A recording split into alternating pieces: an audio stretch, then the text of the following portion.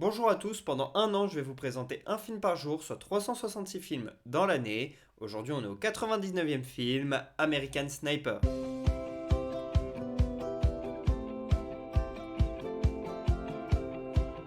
American Sniper est un film sorti en 2014, réalisé par Clint Eastwood. On suit l'histoire d'un tireur d'élite qui va aller faire la guerre en Irak dans les années 2000. Et c'est vraiment ce personnage-là sur lequel on va se concentrer. On va suivre son histoire aux États-Unis d'abord avant de partir avec lui à la guerre.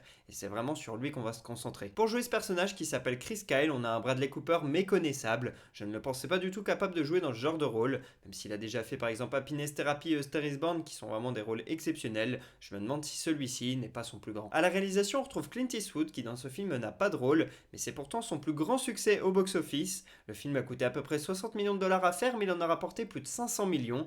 Donc parmi tous les films de Clint Eastwood, c'est celui-ci qui a le mieux marché, et il a notamment co-composé la musique avec son fils Kyle, et il a également été producteur du film. American Sniper a gagné un Oscar, celui du meilleur montage de son, et il a été nommé au meilleur film. Bradley Cooper, quant à lui, il a été nommé au meilleur acteur, et ce film il a fait pas mal de polémiques à sa sortie, puisqu'on fait la promotion d'un tireur d'élite, d'un soldat qui utilise l'arme à feu. Il est connu pour avoir tué énormément de monde, et donc forcément ça fait la promotion de la violence, de la guerre, etc. Donc je vous laisserai vous faire votre avis sur cette question-là après avoir vu le film. Si je vous parle de ce film aujourd'hui, c'est parce que Chris Kyle est né il y a 50 ans jour pour jour. Ce film est basé sur son autobiographie. Il représente parfaitement les États-Unis qui sont partis à la guerre dans les années 2000 suite à l'attentat de 2001 pour essayer de retrouver Ben Laden. Il est considéré comme le meilleur tireur d'élite de l'histoire de la Navy américaine. Selon le Pentagone, il a eu 160 victimes, mais lui, il en déclare beaucoup plus. Pour lui, il a 255, des chiffres écœurants et qui vraiment nous dégoûtent. Et justement, son personnage est un petit peu particulier, puisque depuis qu'il est revenu de la guerre, il a eu des déclarations vraiment très douteuses. Par exemple, il a dit qu'il avait tué deux personnes qui avaient tenté de voler son pick-up aux États-Unis.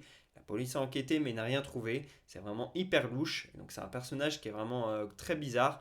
Le film est contradictoire puisqu'on l'adore. Franchement, la performance de Bradley Cooper nous fait kiffer. Alors que quand je me suis renseigné sur lui un petit peu après, je me rends compte que c'est un personnage que je n'aime pas du tout. Donc voilà, c'est un film contradictoire qui nous fait aimer quelqu'un qu'on n'aimerait pas forcément après. Puis surtout, ce film il a énormément plu auprès des conservateurs américains et je suis pas sûr qu'il ait calmé le débat sur le port d'armes aux États-Unis.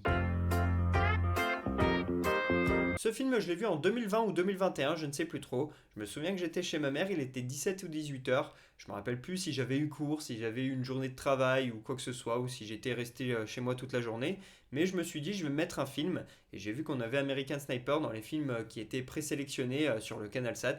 Et donc, du coup, j'ai demandé un peu à ma famille ce qu'ils en pensaient. Mon frère rentrait du collège, je crois, il m'avait dit qu'il avait adoré ce film. Ma mère elle m'avait dit qu'il était très bien et que j'allais sûrement pleurer. Et donc, du coup, je me suis dit, bon, bah, allez, je regarde ça. Il était 18 h, vraiment tout le monde faisait sa vie dans la maison et moi j'étais dans le salon en train de me regarder ça. J'ai kiffé ce film, j'ai pas lâché de larmes je crois, en tout cas j'ai été très ému et choqué aussi par la fin, mais plus surpris et étonné que ému aux larmes, si vous voyez un petit peu l'émotion que j'ai ressentie. Et donc du coup juste après ça on est allé manger normalement et je me rappelle que j'avais mis un peu de temps à me remettre du film et que je faisais que d'en parler pendant 15-20 minutes après. Et même ensuite il m'est resté un petit peu en tête parce que cette fin m'a complètement surpris. Je mets un 19 sur 20 à ce film. Si je ne mets pas 20, c'est parce que justement il manque un tout petit peu d'émotion pour moi. Et j'aurais aimé voir un petit peu plus de scènes de ce personnage Chris Kyle avec sa famille, le voir avec sa femme, avec son enfant, etc.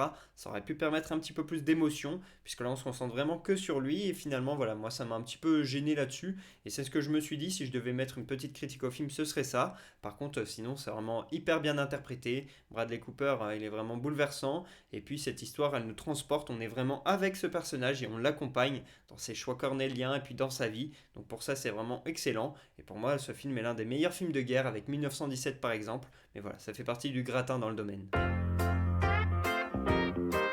Première anecdote, le projet du film est passé entre les mains de Steven Spielberg, mais selon lui, le budget du film n'était pas assez élevé, et c'est donc Clint Eastwood qui a repris le film. Deuxième anecdote, pour préparer son rôle de Chris Kyle, Bradley Cooper il a pris plus de 20 kilos, et il a notamment mangé jusqu'à 6000 calories par jour lorsqu'il était en prise de masse. Il mangeait des shakers et des protéines, etc. toutes les heures, et quand il était en pleine forme, il pouvait soulever jusqu'à 200 kilos en soulevé de terre, c'est absolument énorme. Et cette prise de poids hyper rapide, elle lui a causé des troublements et quelques petits problèmes de santé. Et donc depuis, il ne veut plus refaire ce genre d'expérience pour un tournage. Il va rester sur son poids moyen. Troisième anecdote, Clint Eastwood et Bradley Cooper étaient très proches lors du tournage, puisque Cooper avait déjà dans l'idée de réaliser un film à jour. Donc il demandait beaucoup de conseils à Clint Eastwood, qui l'aiguillait, qui lui montrait comment faire. Et justement, en 2018, Bradley Cooper il est passé de l'autre côté de la caméra avec A Star is Born. Voilà pour ce 99e épisode d'Un jour un film. J'espère que je vous aurai donné envie de regarder American Sniper. Pour ma part, je vous dis à demain pour parler du 100e film de l'année. Et pour que vous sachiez de quel film on va parler, un petit indice, Boston. Dites-moi en commentaire sur quel film on va parler. À demain.